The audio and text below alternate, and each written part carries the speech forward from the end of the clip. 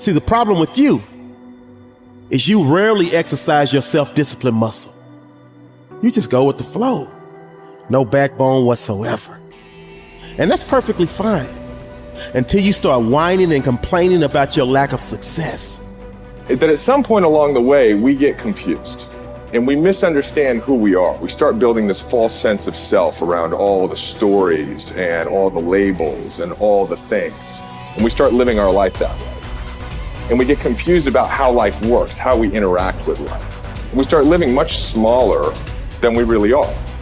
See, if you go through life holding back, and most of us do, most of us, if we ask ourselves, have we done all we can do? Most of us will have to answer, no, we haven't. We've been holding back. We have ideas that we don't act on, things we want to do. We're afraid to take chances. You refuse to raise your standards. You refuse to push yourself. You refuse to give a little bit more, give a little bit extra.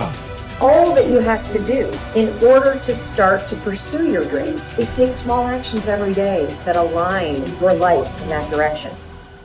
You have to be willing to be hungry enough to understand that if this is something that you are truly going after, then work has to be applied. You can't make excuses. You can't ask for a pass. And you got to understand that you got to pay a toll to cross the bridge. Whatever your answer is, you can do it right now, today, starting today, right? It's still possible. You can start doing that right now. It's empowering the present with the future. There is nothing stopping you from making it happen right now. You never ever have to feel that way if you start doing it right now. And you can do it right now. The thing about self-discipline is that it is necessary for everything you do in your life. You have to be self-disciplined. And once you understand that you can always make a different choice and get a different reaction, and that's the power in your life. That's the power that you have, is no matter what's going on, you can choose to think differently, believe differently, see differently. All of those things are a choice. If you have a why, you can survive almost any how. Once you begin to discover who you are, then you really realize how you have been given authority and dominion over everything on the face of the earth, including all the dimensions of your life. But you can only do that through the struggle of life. Get better, grow and learn and develop and live. Live in defiance of the weakness and in rebellion against the decay. Fight them as they creep in with their offers of instant gratification and immediate rewards. Fight them for every inch they try to take. Do not surrender any ground ever. When you commit to something, you require yourself to bring all of your disparate components moving in a single direction, united in a single direction. So it's a unifying act. And then once having been unified, well, then you can bring that unity to bear on a variety of different tasks. But you have to bring it together first.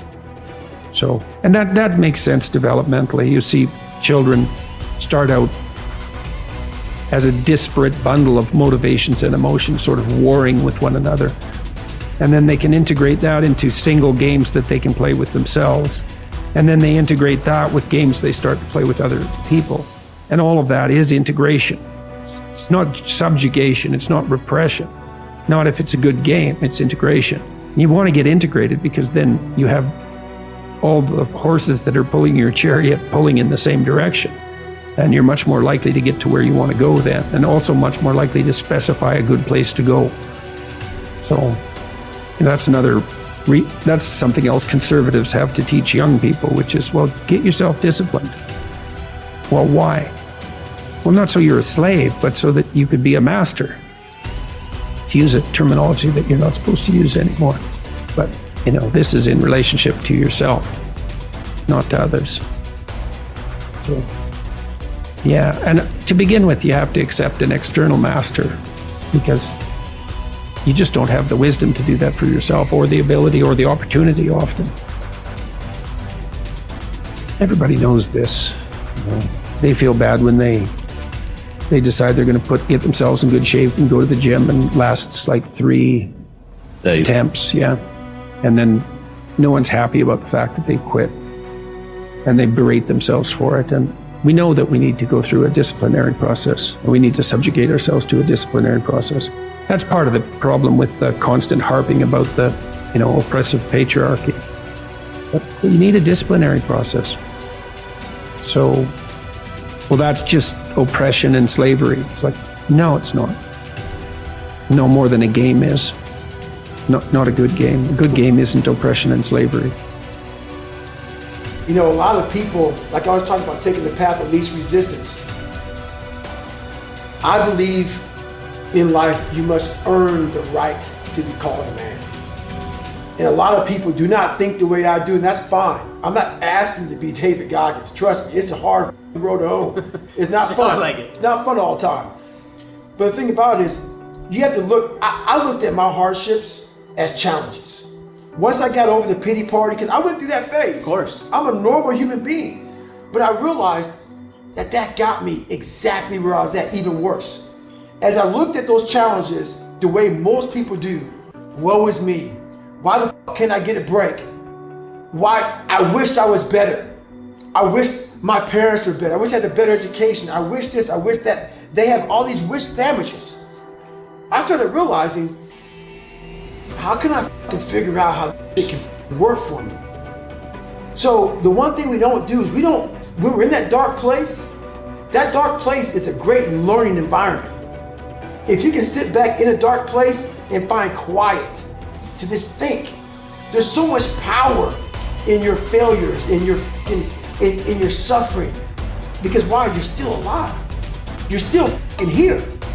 So you gotta look at that shit. My God, man, this is power, man. Like, now I gotta flip this. How many men will be able to do what I'm about to do, what I'm about to try to do? Like, literally, what gave me strength was when I was at the worst of my worst.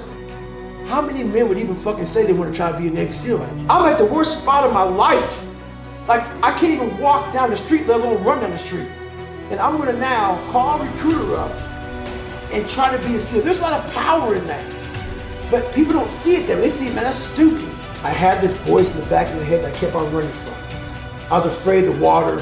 I was afraid of dealing with things that made me feel unaccepted. I didn't accept myself. So I kept on going towards things that I felt good. Let me go this way. But something kept on saying, fuck you, you have it, man. You got it, man, but you're gonna have to fail a lot. But you have it. And like I said, that voice kept on haunting me, but that voice kept on saying, if you face it, you realize it's not that bad. Persistence is self-discipline in action. Your ability to persist in the face of all setbacks and temporary failures is essential to success in life. Napoleon Hill said, persistence is to the character of man as carbon is to steel. The primary reason for success is persistence, and likewise the primary reason for failure is lack of persistence, quitting too soon. There is a direct link between self-discipline and self-esteem. Each time you discipline yourself to do what you should do when you should do it, whether you feel like it or not, your self-esteem increases. This, why there is direct relationship between self-esteem and persistence. Each time you persist and force yourself to continue on, even when you feel like quitting, your self-esteem goes up. Each act of self-discipline strengthens every other act of self-discipline. Every act of persistence strengthens every other act of persistence. When you discipline yourself to persist over and over, you like and respect yourself more and more. You become stronger and more confident. Eventually, you become unstoppable. Persistence is its own reward. Every time you force yourself to persist on a task, whether it is large or small, you feel happier and better about yourself. When you go the extra mile and do more than you are paid for, or more than is expected, your self-esteem goes up. You feel more powerful and in greater control of your life. In your career, when you go the extra mile, you put yourself on the side of the angels. The primary difference between winners and losers in life is simple. Winners never quit, and quitters never win. Your ability to respond effectively to setbacks, your level of response ability, is the measure of your readiness to succeed. When you experience a major setback or problem, you will feel temporarily stunned. This feeling is very much like a punch in the emotional solar plexus. You will be stopped for a few seconds or a few minutes. During this period, you will often feel discouraged or experience self-pity. You will say, "Why me?" However, it is not how far you fall that counts, but rather how high you bounce. Your aim is to bounce back as quickly as possible. Resilience in the face of unexpected reversals is vital to long-term success.